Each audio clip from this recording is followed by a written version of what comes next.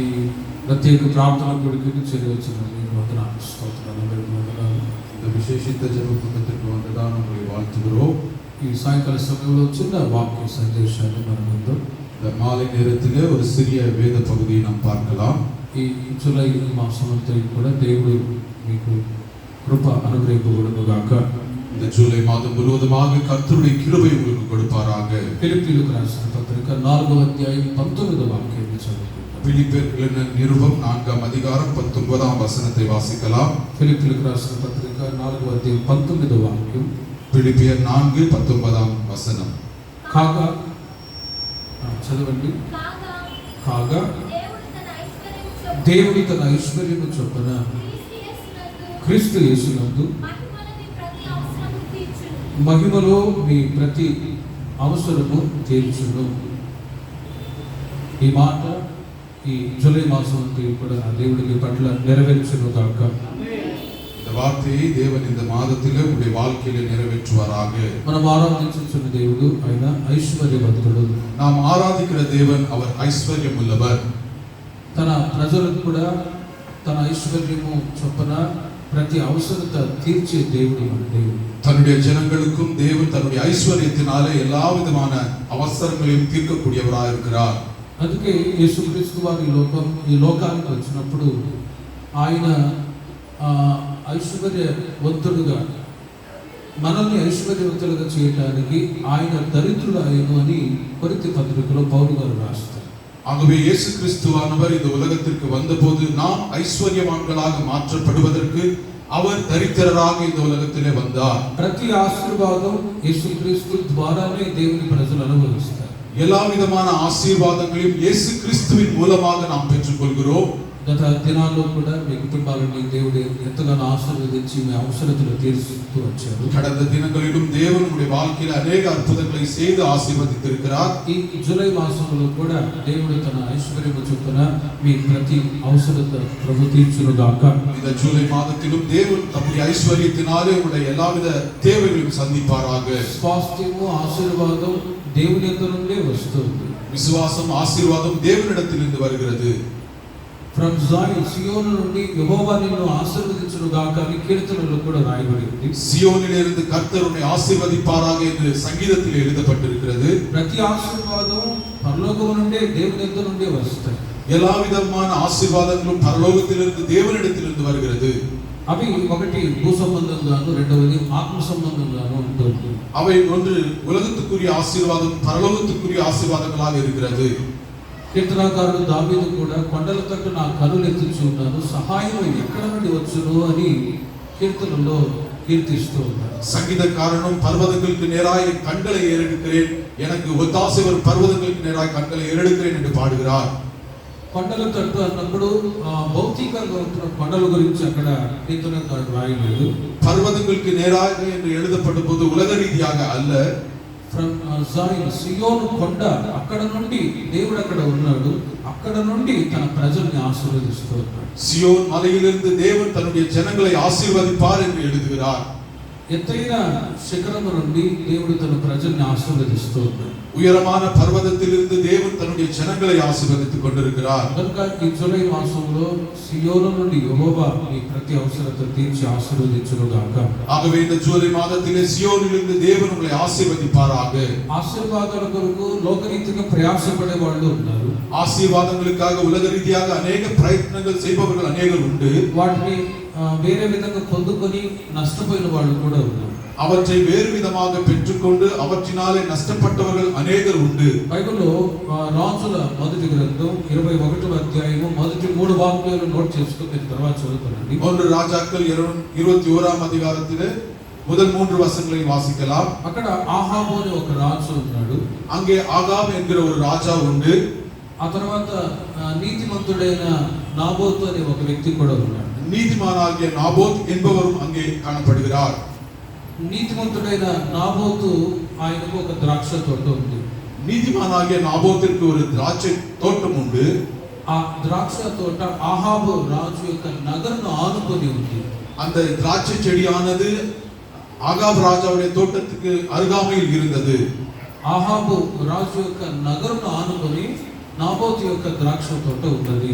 Ahab ராஜாவின் நகரத்தை அண்டி கொண்டதாக அந்த திராட்சை தோட்டம் இருந்தது. ఆ సమయంలో ఆహాబు రాజు ఆయన దగ్గర వచ్చి అడుగుతూ ఉన్నాడు. அந்த நேரத்திலே ஆகாப் ராஜ் தன்னிடத்திலே கேட்கிறார், ఈ ద్రాక్ష తోట నాకు ఇచ్చేసేయి, నేను నీకు డబ్బులు ఇస్తాను. இந்த திராட்சை தோட்டத்தை எனக்கு கொடுத்து விடு, நான் உனக்கு பதிலாக பணத்தை கொடுக்கிறேன் என்று சொன்னார். ఆ సమయంలో ఈ నాబోతు అన్న మాట ఏంటంటే, నా పిత్రార్జిత స్వాస్థ్యాన్ని నేను ఇవ్వను అన్నాడు. அந்த நேரத்திலே இந்த நாபோத் என்கிறவர் சொன்னார், என்னுடைய முற்பிதாக்களின் சுதந்திரத்தை நான் கொடுக்க மாட்டேன் என்று. కారణం ఏంటంటే ధర్మశాస్త్రంలో ఒక ఆజ్ఞగా ఒక మాట ఇవ్వబడింది ఏంటంటే పితరుల స్వాస్థ్యాన్ని అమ్ముకోకూడదు. வேதத்திலே தர்ம நியாய பிரமாணத்தில் எழுதப்பட்டது முற்பிதாக்களின் ஆசீர்வாதத்தை விற்கக்கூடாது என்று. వాళ్ళ పిల్లలు వాళ్ళ తరాల వరకు అనుభవించాలి కానీ అమ్ముకోకూడదు అని ఒక కట్టడ. தங்களுடைய தலைமுறையாக அதை அனுபவிக்க வேண்டும், அதை விற்றுவிடக் கூடாது என்று கட்டளை காணப்படுகிறது. నాబోతు నీతిమంతుడైన నాబోతు ఆ ద్రాక్ష తోటను నీకు ఇవ్వను అని రాజుతో చెప్పాడు. ஆகவே நீதிமானாகிய நாபோத் அந்த திராட்சை தோட்டத்தை ஆகாப் ராஜாவுக்கு கொடுக்க மாட்டேன் என்று சொன்னார். వెంటనే ఆహాబు రాజు మూతి ముడుచుకొని ఇంటికి వెళ్ళి ఏమి తినక పడుకొని బాధపడుతూ ఉన్నాడు. உடனடியாக அந்த ஆகாப் ராஜா தன்னுடைய முகத்தை மாற்றிக்கொண்டு உண்ணாமல் புசியாமல் தன் வீட்டுக்கு போய்விட்டார். వెంటనే వాళ్ళ భార్య వచ్చి ఎందుకు బాధపడుతున్నావు, தன்னுடைய மனைவி ஏன் கவலைப்படுகிறீர் என்று கேட்டார்கள். ఇలా ద్రాక్ష తోట అతను అడిగాను, అతను ఇవ్వనన్నాడు, అందుకే నేను బాధపడుతున్నాను అన్నాడు. நான் திராட்சை தோட்டத்தை கேட்டேன், அவர் கொடுக்கவில்லை, அதற்காகவே நான் கவலையாக இருக்கிறேன் என்று சொன்னார். అప్పుడు యెజబేలు, నువ్వు భయపడవద్దు, ఎందుకు బాధతో ఉన్నావు, లేచి భోజనం చెయ్యి, నేను ఆ ద్రాక్ష తోట ఇప్పిస్తాను అని యెజబేలు తన భర్త అయిన ఆహాబుతో అన్నాడు. அப்பொழுது தன்னுடைய மனைவியாகிய எசபேல், நீ கவலைப்படாதே, அந்த திராட்சை தோட்டத்தை நான் உனக்கு கொண்டு வந்து தருகிறேன், நீ உண்டு புசி என்று சொன்னார்கள். ఆ ద్రాక్ష తోట కొరకు నాబోతుకు విరోధంగా యెజబేలు క్రియ చేసింది. அந்த திராட்சை தோட்டத்திற்காக நாபாலுக்கு விரோதமாக எசபேல் காரியத்தை செய்தாள். ఆమె ఏం చేసిందంటే ఇద్దరు అబద్ధ సాక్షులను నిలిపి, இரண்டு பொய் சாட்சிகளை அவள் நிறுத்தி, ఈ నాబోతు అనే వ్యక్తి రాజుకు విరోధంగా దేవునికి విరోధంగా దూషణ మాటలు పలికాడు అని వ్యతిరేకపు ఒక సాక్ష్యాన్ని పలికించింది. இந்த நாபோத் என்கிற மனிதன் தேவனுக்கும் ராஜாவுக்கும் விரோதமாக எழுப்பினான் என்று சாட்சிகளை ஏற்படுத்தினார்கள். తద్వారా ఈ నాబోతుని రాళ్లతో కొట్టి చంపించి, அதனாலே அந்த நாபோத்தை கற்களில் எறிந்து அவரை கொலை செய்தார்கள். ఆ విధంగా నాబోతుని యెజబేలు చంపించి ఆ ద్రాక్ష తోటని బలవంతాన్ని తీసుకున్నాడు. அவ்விதமாக எசேபேல் நாபோத்தை கொலை செய்து அந்த திராட்சை தோட்டத்தை பெற்றுக்கொண்டாள். ప్రతి ఆశీర్వాదం దేవుని యొద్ద నుండి వస్తుంది.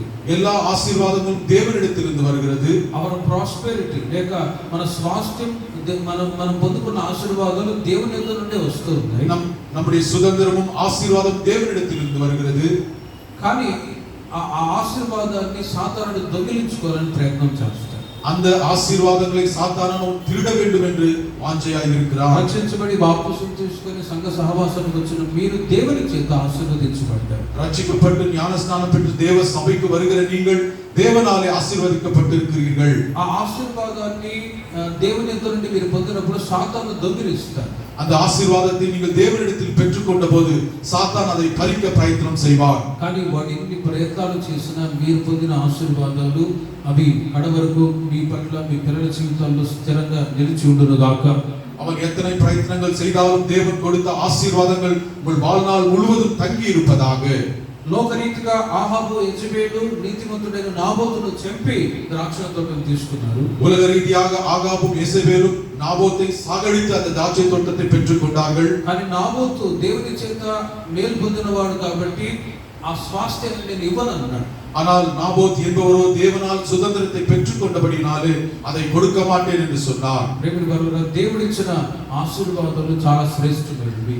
ஆகவே தேவன் கொடுத்த ஆசீர்வாதங்கள் விசேஷித்தவைகளாய் இருக்கிறது. ఒకటి భౌతికంగా దేవుడు ఆశీర్వదించాడు, ఆత్మీయంగా కూడా ఆశీర్వదించాడు. முதலாவது உலக ரீதியாக தேவன் ஆசீர்வதித்திருக்கிறார், ஆவிக்குரிய ரீதியாக தேவன் ஆசீர்வதித்திருக்கிறார். ఈ జూలై మాసంలో మీరు చేసిన చేతి పనులు కానీ ఉద్యోగాలు కానీ వ్యాపారాలు కానీ నా దేవుడు ఆశీర్వదించుదురు గాక. இந்த ஜூலை மாதத்தில் நீங்கள் செய்கிற வேலைகளிலும் வியாபாரத்திலும் எல்லாவற்றிலும் தேவன் உங்களை ஆசீர்வதிப்பாராக. ఆర్థిక సమృద్ధిని ఇచ్చి దేవుడు దీవించును గాక. உங்களுடைய எல்லா தேவைகளையும் தேவன் ஆசீர்வதிப்பாராக. ఒకవైపు ఇలా ప్రార్థనకు మీరు వచ్చి ఆత్మీయంగా కూడా ఐశ్వర్యవంతులుగా ఉంటారు. ஒரு விதமாக இந்த ஜெப கூட்டத்திற்கு நீங்கள் வந்து ஆவிக்குரிய ரீதியாக பலப்பட வேண்டும். వాక్యాన్ని చదువుతూ ఉన్నారు, ప్రార్థిస్తూ ఉన్నారు, భక్తులు ఎదుగుతూ ఉన్నారు. ఇది ఆత్మీయ ఆశీర్వాదం. ஐஸ்வர்யமై ఉన్నది. வேதத்தை வாசித்துக் கொண்டிருக்கிறீர்கள், ஜெபித்துக் கொண்டிருக்கிறீர்கள், தேவனுடைய சபைக்கு வருகிறீர்கள். இது ஆவிக்குரிய ஆசீர்வாதமாக காணப்படுகிறது. వీటిని సాతానుగాడు తీసివేయడానికి ప్రయత్నం చేస్తాడు. இதை பிசாசானவன் பறித்துக் கொள்ள வேண்டும் என்று பிரயத்தனங்கள் செய்வான். ఈ లోకమంతయు నీకు ఇస్తాను, నాకు సాగిలపడమంటాడు. இந்த உலகத்தையும் உலகத்தில் உள்ள எல்லாவற்றையும் உனக்கு தருவேன், நீ எனக்கு நமஸ்காரம் செய் என்று சொல்வான். కానీ ఎలాంటి పరిస్థితులు ఎదురైనా కూడా మీ భక్తిని ప్రార్థన జీవితాన్ని దేవుని వాక్యాన్ని చదివే ఆత్మీయ అనుభవాలన్నీ కూడా మీరు జాగ్రత్తగా కాపాడుకొందురుగాక. எப்பேற்பட்ட சூழ்நிலைகள் ஏற்பட்டாலும் நீங்கள் உங்களுடைய வாழ்க்கையில விசுவாசத்தை காத்துக்கொண்டு தேவ வார்த்தையிலே நிலைத்திருப்பீர்களாக. భౌతికంగా ఒకవేళ ఆశీర్వాదాలు సాతానుగాడు తీసుకోవడానికి ప్రయత్నం చేయవచ్చు. உலக ரீதியான ஆசீர்வாதங்களை பிசாசானவன் பறித்துக் கொள்ள பிரயత్నం செய்யலாம். యోబు గురించి బైబిల్లో రాయబడి ఉంది, సాతానుగాడు వచ్చి యోబు యొక్క ఆశీర్వాదాలన్నీ తీసేసుకున్నాడు. யோபுவை குறித்து வேதத்திலே பார்க்கிறோம், யோபுவினுடைய எல்லா ஆசீர்வாதத்தையும் பிசாசு பறித்துக் கொண்டான் என்று. யோபு అంటాడు, యెహోవా ఇచ్చాడు, యెహోవాయే తీసుకొనును, ఆయన నామానికి మహిమ కలుగునుగాక. யோபு சொல்கிறார், கர்த்தர் கொடுத்தார், கர்த்தர் எடுத்தார், கர்த்தருக்கு மகிமை உண்டாவதாக என்று சொன்னார். విశ్వాసపు మంచి ఒప్పుకొనినందువలన యోబు రెండంతలుగా దేవుడు దీవించబడెను. அவர் விசுவாசத்திலே விசுவாச அறிக்கை செய்தபடியினாலே இரட்டத்தனையான ஆசீர்வாதத்தை பெற்றுக் கொண்டார். దేవుని చేత మీరు ఆశీర్వాదాన్ని పొందుతున్నప్పుడు పరిశోధనలు కూడా వస్తాయి. தேவனாலே நீங்கள் ஆசீர்வதிக்கப்படும் பொழுது அநேக சோதனைகளுக்கு உட்படுவீர்கள். కానీ నష్టం వచ్చినా మేలే జరిగినా యేసయ్య నామాన్ని మీరు స్మరింతురుగాక. உங்களுடைய வாழ்க்கையிலே நஷ்டங்கள் வந்தாலும் சோதனைகள் வந்தாலும் தேவனுடைய நாமத்தை துதிப்பீர்களாக. అప్పుడు మీరు పొందిన ఆశీర్వాదాలు రెట్టింపయ్యేటట్లు నా దేవుడు సహాయం చేయునుగాక. அப்பொழுது நீங்கள் பெற்றுக்கொண்ட ஆசீர்வாதங்கள் தேவன் இரட்டத்தனையாக ஆசீர்வதிப்பாராக. ఆహాబు నీతిమంతుడైన నాబోతు యొక్క ద్రాక్ష తోటని బలవంతాన్ని తీసుకోవడానికి ప్రయత్నం చేశాడు. நீதிமானாகிய நாபோதுடைய திராட்சை தோட்டத்தை பலவந்தமாக ஆகா பறித்துக் கொள்ள பிரயத்னித்தான். ద్రాక్ష తోట అంటే సంఘానికి గుర్తు. திராட்சை தோட்டம் என்பது சபைக்கு அடையாளமாய் காணப்படுகிறது. సంఘంలో మీరు దేవుని సన్నిధికి వచ్చే అనుభవం చాలా శ్రేష్టమైనది. சபையிலே தேவனுடைய சபைக்கு நீங்கள் வருகிறது நல்ல அனுபவமாய் காணப்படுகிறது. ఒక్క దినం దేవుని సన్నిధిలో గడుపుట 1000 దినముల కంటే శ్రేష్టమైనది. ஒரு நாள் தேவனுடைய சபையிலே இருப்பது 1000 நாட்களுக்கு ஈடாக இருக்கிறது. ఇట్టి అనుభవాన్ని సాతానుడు దొంగిలిస్తాడు. இப்பேற்பட்ட அனுபவத்தை சாத்தான் பறித்துக் கொள்வான். కానీ ఎలాంటి పరిస్థితులు ఎదురైనా కూడా దేవుని సన్నిధిని మీరు విడిచిపెట్టకూడదు. எப்பேற்பட்ட சூழ்நிலையிலே நீங்கள் நடந்தாலும் தேவனுடைய சபையை விட்டு விடக்கூடாது. ప్రార్థనను విడిచిపెట్టకూడదు. ஜெபத்தை விட்டு விடக்கூடாது. తద్వారా ఆత్మీయంగా దేవుని మిమ్మల్ని ఐశ్వర్యవంతులుగా మార్చునుగాక. அதனாலே ஆவிக்குரிய ரீதியாக தேவன் உங்களை ஐஸ்வர்யவான்களாக மாற்றுவாராக. ఈ లోకాధికారి వచ్చుచూ ఉన్నాడు, అతనితో నాకు సంబంధం ఏమీ కూడా లేదని యేసుక్రీస్తు వారు చెప్పారు. இந்த உலகத்தின் அதிகாரி என்னிடத்தில் வந்து கொண்டிருக்கிறான், அவனுடைய காரியங்கள் என்னிடத்தில் ஒன்றும் இல்லை என்று இயேசு சொன்னார். యోహాను సువార్త 14:30 వాక్యంలో రాయబడి ఉంది. யோவான் 14 அதிகாரம் 30 வசனத்தில் எழுதப்பட்டிருக்கிறது. ఈ లోకాధికారి అతడు ఈ లోకపు అధికారి అయి ఉన్నాడు. உலகத்தின் அதிகாரியாய் காணப்படுகிறான் பிசாசு. యోహాను రాసిన మొదటి పత్రిక 2:15, 16, 17 వాక్యాల్లో మీరు గమనిస్తే 1 யோவான் 2 அதிகாரம் 15 17 வசனத்தை பார்த்தால், ఒకటి ఈ లోకాధికారి ఉన్నాడు కాబట్టి ఈ లోకాన్ని మీరు ప్రేమింపకూడదు అని రాయబడి ఉంది. அவன் இந்த உலகத்துக்கு அதிகாரியாய் இருக்கிறான், ஆகவே உலகத்தை நீங்கள் நேசிக்காதீர்கள் என்று எழுதப்பட்டிருக்கிறது. అవి ఈ లోక సంబంధమైనవి. அவைகள் இந்த உலகத்துக்குரியவர்களாய் காணப்படுகிறது. ఈ లోక సంబంధమైన మనుషులు లోకాన్ని ప్రేమిస్తారు. இந்த உலகத்தின் மனிதர்கள் உலகத்தை நேசிப்பார்கள். ఉదాహరణకి ఆస్తులు ఉన్నాయనుకోండి, వాళ్ళ దగ్గర ఉన్న ఆస్తులు కాజేయడానికి శత్రువులు కాసుకొని ఉంటారు. ఆహాబు లాంటి వాళ్ళు ఈ రోజుల్లో కూడా ఉన్నారు. உதாரணமாக உங்கள் உலகத்திலே ஆஸ்திகள் இருக்குமானால் அந்த ஆஸ்தியை அழிக்கும்படியாக, பணத்தை அழிக்கும்படியாக அநேகர் திரிந்து கொண்டிருப்பார்கள். ఒకవేళ భౌతికంగా ఆస్తిని తీసుకొని బలవంతాన ఏదైనా చేసినప్పుడు చివరికి మరణమే శరణమవుతుంది. ஒருவேளை இந்த உலக ரீதியான எல்லா ஆசீர்வாதத்தை பறித்துக் கொண்டால் கடைசியாக மரணம் அவனுக்கு சமீபமாக இருக்கிறது. నీతిమంతుడైన ఆహాబు యొక్క ఆ ద్రాక్ష తోటని తోటని తీసుకున్నందువలన ఆహాబు యెజబెలు భయంకరమైన మరణాన్ని అనుభవించారు. நீதிமானாகிய அந்த மனிதனுடைய தோட்டத்தை எடுத்துக் கொண்டதினாலே ஆகாவும் எசபேலும் பயங்கரமான ஒரு மரணத்துக்கு உட்பட்டார்கள். ఆహాబు యుద్ధానికి వెళ్ళాడు. అక్కడ శత్రువుల చేత చంపబడి అతని యొక్క శవాన్ని తీసుకొని వెళ్ళి నది అద్దరిన పడేశాడు. ஆகாப் ஒரு யுத்தத்திற்கு போன போது அவன் அங்கே மரித்து அவனுடைய உடலை ஒரு நதி அண்டையிலே போட்டார்கள் என்று பார்க்கிறோம். రక్తం ఆ నదిలో నీళ్ళలో కలిసిపోయింది. కుక్కలు వచ్చి నాకి அவருடைய ரத்தத்தை நாய்கள் நக்கினது என்று வேதத்திலே பார்க்கிறோம். యెజబెలు 3వ అంతస్తు మీద నిలిచి తాను అందాన్ని బ్యూటీ పార్లర్ రూమ్లోనే ఉంది. ఆమె సౌందర్యాన్ని ఆమె డ్రెస్సింగ్ చేసుకుంటూ, లేకపోతే ఆమె తన రూపాన్ని అద్దంలో చూసుకుంటున్న సమయంలో శత్రువు వచ్చి వెనక నుండి తోసేసాడు. எசபேல் என்பவள் அவள் மாடியில் இருந்தபோது தன்னுடைய அலங்கரித்துக் கொண்டிருக்கும் போது சத்துரு வந்து அவளை தள்ளிவிட்டால் மேடையிலிருந்து. పై నుండి పడి ఆమె యొక్క శవము ముక్కలు ముక్కలైపోయింది. గాడిద వచ్చి తొక్కినట్లుగా బైబిల్లో రాయబడి. அவளுடைய சரீரமானது மேலே இருந்து கீழே விழுந்தபடினாலே அவளுடைய சரீரம் எல்லாம் சிதைக்கப்பட்டதாய் காணப்பட்டது. ద్రాక్ష తోటని తీసుకున్నారు కానీ అనుభవించలేని స్థితి. திராட்சை தோட்டத்தை எடுத்துக்கொண்டார்கள், ஆனால் அதை அனுபவிக்க முடியாமல் போய்விட்டது. ஆகாபு எசபேலும் பயங்கரమైన మరణాన్ని అనుభవించారు. ஆகாபும் எசபேலும் பயங்கரமான ஒரு மரணத்துக்கு உட்பட்டார்கள். ఇక వాళ్ళు లేకపోతే ద్రాక్ష తోటని ఎలా అనుభవించగలరు? அவர்கள் இல்லாத போது அந்த தோட்டத்தின் அனுபவத்தை எப்படி அனுபவிப்பார்கள்? లోకరీతిగా ఎన్ని సంపాదించుకోవాలని ప్రయాసపడ్డా కూడా చివరికి ఏమీ తీసుకొని పోలేదు. உலக ரீதியாக எத்தனை அனுபவிக்க வேண்டும் என்று நினைத்தாலும் கடைசியாக ஒன்றும் கொண்டு போகவில்லை. కానీ ద్రాక్ష తోట అయిన సంఘములో నా దేవుడు మిమ్మల్ని స్థిరపరచును గాక. ஆனால் திராட்சை தோட்டமாகிய சபையிலே தேவன் உங்களை ஸ்திரப்படுத்துவாராக. ప్రార్థనలో దేవుడు మిమ్మల్ని స్థిరపరచును గాక. ஜெபத்திலே உங்களை தேவன் ஸ்திரப்படுத்துவாராக. భక్తిలో స్థిరపరచును గాక. பக்தியிலே நிலைநிறுத்துவாராக. పరిశుద్ధతలో స్థిరపరచును గాక. பரிசுத்தத்திலே நிலைநிறுத்துவாராக. దాన్ని సాతానుడు తీసివేయాలని ప్రయత్నం చేస్తాడు. పొరపాటున వాడికి చోటు ఇవ్వకూడదు. அதை பறித்துக் கொள்ளும்படியாக சாத்தான் பிரயத்னிக்கலாம், அதற்கு நீங்கள் இடம் கொடுக்க கூடாது. వాడు కుయుక్తి కలిగిన వాడు. அவன் அநேக குயுக்தி உள்ளவனாக இருக்கிறான். ఆహాబు పెద్ద సైతాన్ అయితే యెజబెలు కుట్టి సాతాను. ஆகாப் என்பவர் பெரிய சாத்தானாய் இருந்தால் எசபேல் என்பவர் குட்டி சாத்தானாய் இருக்கிறார். భయంకరంగా ప్రయత్నాలు చేసినా ఏమి ప్రాణాన్ని తీసినా, ఒకవేళ ద్రాక్షతోటలో తీసుకున్నా కూడా ఆయన ప్రాణం దేవుని దగ్గరికి వెళ్ళిపోయింది. அவருடைய ஜீவனை எடுத்தாலும் அநேக தந்திரங்களை செய்தாலும் அவருடைய జీవనో దేవునిடத்துக்கு போய்விட்டது. ఆదికాండం 3:1 అతడు సాతానుగాడు యుక్తి కలిగిన వాడు అని రాయబడి.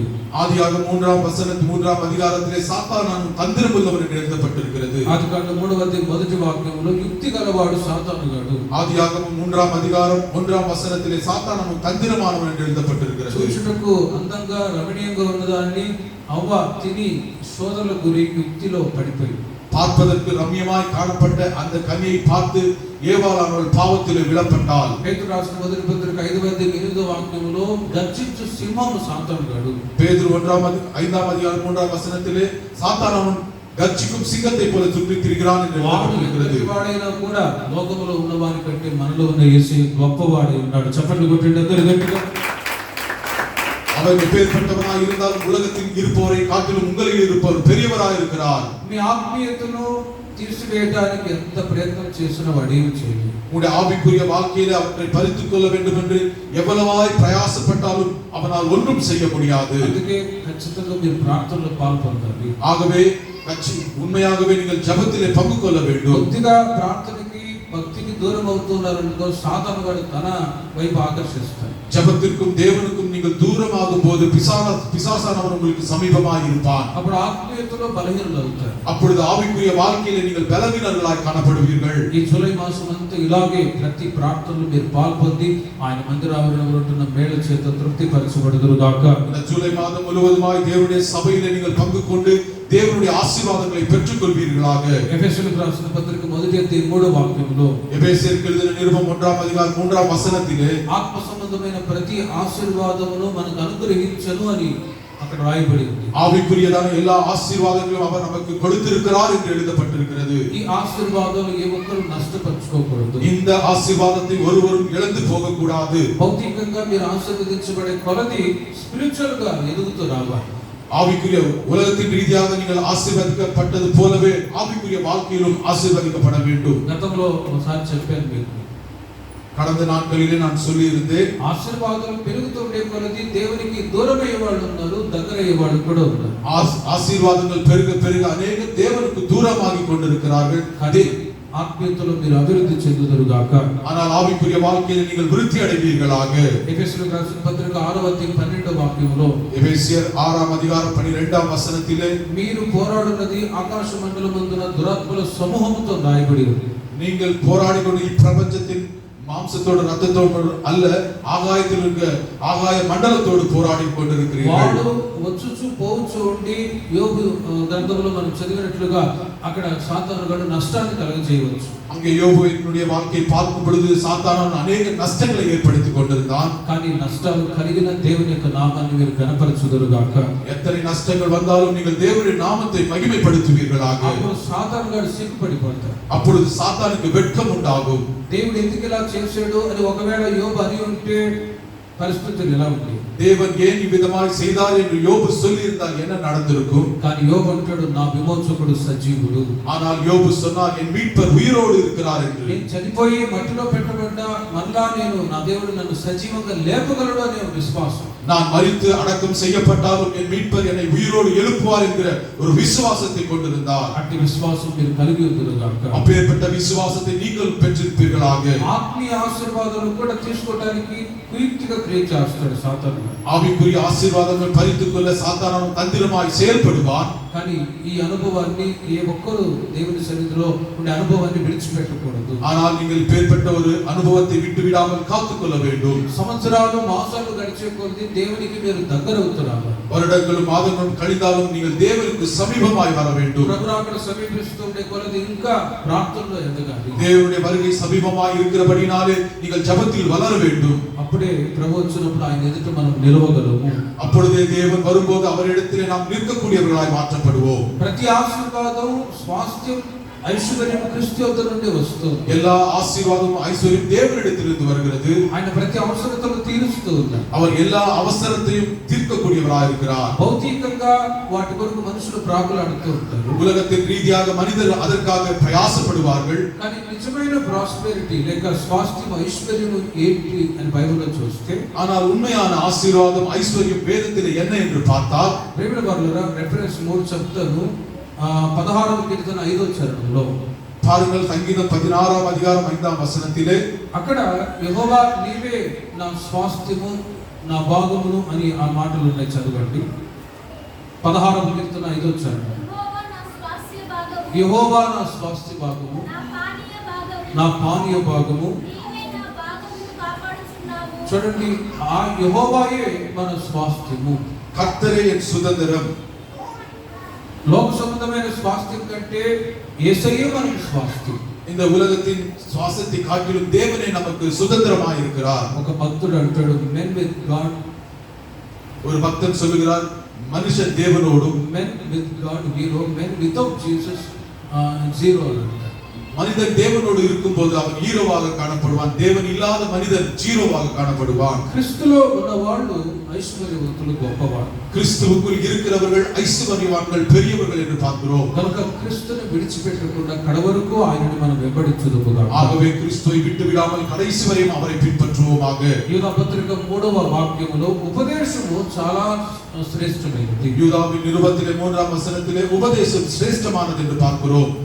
పరిశుద్ధులకు అప్పగింపబడిన బోధ నిమిత్తం మీరు పోరాడుడి అని రాయబడి ఉంది. பரிசுத்தவான்களுக்கு ஒப்பு கொடுக்கப்பட்ட உபதேசத்திற்காக நீங்கள் போராடுங்கள் என்று எழுதப்பட்டிருக்கிறது. దైవ సేవకులు యేసు గారు 25 సంవత్సరాల క్రితం ఈ ప్రాంతానికి వచ్చారు. ஏசனா அவர்கள் தேவ மனிதனாகிய ஏசனா அவர்கள் 25 ஆண்டுகளுக்கு முன்பதாக இந்த இடத்திற்கு வந்திருந்தார். ఆ రోజు స్థాపించబడిన ఈ పరిచర్య ఈ రోజు వరకు కొనసాగుతుంది. அந்த நாளிலே துவங்கப்பட்ட இந்த ஊழியங்கள் இந்நாள் வரையிலும் நடைபெற்றுக் கொண்டிருக்கிறது. కారణం మీరు ఉపదేశాన్ని గట్టిగా పట్టుకొని ఉన్నారు స్వాస్థ్యముగా. இதற்கான காரணம் நீங்கள் உபதேசத்தை பிடித்துக் கொண்டவர்களாக சுதந்திரத்தை அடைந்தவர்களாக காணப்படுகிறீர்கள். రాబోయే రోజుల్లో దేవుని వాక్యానుసారంగా జీవించి ఉపదేశానుసారంగా జీవించి పరిపూర్ణతలోనికి మనం ఎదుగుదుముగాక. ஆகவே வரப்போகிற நாட்களிலே நீங்கள் உபதேசத்திலே நிலைத்து தேவனுடைய சுதந்திரத்தை பெற்றுக் கொள்வீர்களாக. నిజమైన స్వాస్థ్యం దేవుడే, యేసయ్యే మనకు స్వాస్థ్యం. கர்த்தரே நமக்கு சுதந்திரமாய் இருக்கிறார். రెండవది ఉపదేశమే స్వాస్థ్యం. இரண்டாவதாக உபதேசமே நமக்கு சுதந்திரமாய் காணப்படுகிறது. కొలస్సీయులకు రాసిన పత్రిక 1:12 వాక్యములో తేజోవాసుల పరిశుద్ధుల స్వాస్థ్యములో పాలివారొకట అనే మాట రాయబడి ఉంది. கொலோசியர் 2ஆம் அதிகாரம் 1ஆம் வசனத்திலே 1:12 వాక్యములో 1ஆம் அதிகாரம் 12ஆம் வசனத்திலே తేజోవాసులైన పరిశుద్ధుల స్వాస్థ్యం అని రాయబడి ఉంది. ప్రియమైన వారలారా, దేవుడు మనకు స్వాస్థ్యాన్ని ఇవ్వబోతున్నాడు. தேவன் நமக்கு சுதந்திரத்தை கொடுக்கிறவராய் காணப்படுகிறார். ఈ లోకంలో ఉంటున్న స్వాస్థ్యం కొంతకాలమే. இந்த உலகத்தின் சுதந்திரம் சில நாட்கள் வரையிலும் மாத்திரமே. ఇవన్నీ అశాశ్వతమైనవి. இந்த உலகத்தின் காரியம் எல்லாம் அழிந்து போகக்கூடியவைகள். చూడండి, వర్షం వచ్చిందా, వరదలు వచ్చాయా, మొత్తం నిండిపోయింది. మొత్తం பாருங்கள், மழையும் வெள்ளங்களும் வந்த போது எல்லாம் மூழ்கி போய்விட்டது. చెన్నై మొత్తం మునిగిపోయింది అనుకో. இந்த சென்னை பட்டணம் எல்லாம் தண்ணீரினாலே நிரப்பப்பட்டிருந்தது. జనమంతా అందరూ మనం కూడా పారిపోవాల్సి వస్తుంది. ஆகவே ஜனங்கள் எல்லாரும் ஓடி போகலாம் என்று நினைத்தார்கள். ఈ భూమి స్థిరమైనది కాదు. இந்த உலகமானது நிரந்தரமானது அல்ல. కానీ దేవుడు మనకిచ్చే ఆ స్వాస్థ్యమే స్థిరమైనది. ஆனால் தேவன் நமக்கு கொடுக்கிற அந்த ஸ்வாஸ்தியமே சுதந்திரமே நிரந்தரமானது. యోహాను సువార్త 14వ అధ్యాయంలో నేను మీకు స్థలము సిద్ధపరచి వెళ్ళుచున్నాను అంటాడు. யோவான் 14ஆம் அதிகாரத்திலே தேவன் சொன்னது, நான் உங்களுக்கு ஒரு ஸ்தலத்தை ஆயத்தப்படுத்துகிறேன் என்று சொன்னார். ఆ స్థలం కొరకు, ఆ రాజ్యము, ఆ స్వాస్థ్యం కొరకు మనం ఈ రోజుల్లో ప్రభు రాకడకు సిద్ధపడుదుము గాక. அந்த இடத்திற்காக, அந்த சுதந்திரத்திற்காக நாம் இங்கே ஆயத்தமாகுவோமாக. ప్రార్థన చేసుకుంటాం. ஜெபிக்கலாம். విన్న వాక్యాన్ని బట్టి ఒక 2 నిమిషాలు అందరూ ప్రార్థన చేసుకుంటాం. கேட்ட சத்தியத்திற்காக ஒரு 2 நிமிடங்கள் நாம் அனைவரும் இணைந்து ஜெபிக்கலாம். మరి ఒకసారి అందరూ ప్రభువా, ఈ జూలై మాసమంతా కూడా మీ ఐశ్వర్యం చొప్పున నా ప్రతి అవసరத்தை తీర్చమని అడగండి. ஆண்டவரே, இந்த ஜூலை மாதம் முழுவதுமாக உம்முடைய ஐஸ்வரியத்தினால் என்னுடைய எல்லா அவசரத்தையும்